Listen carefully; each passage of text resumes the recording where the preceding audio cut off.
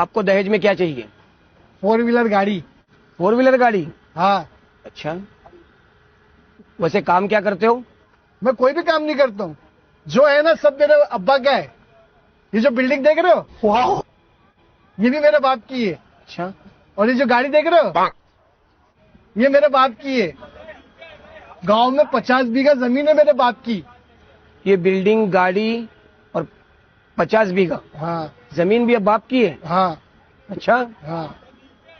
एक मिनट जरा साइड में आएंगे आप?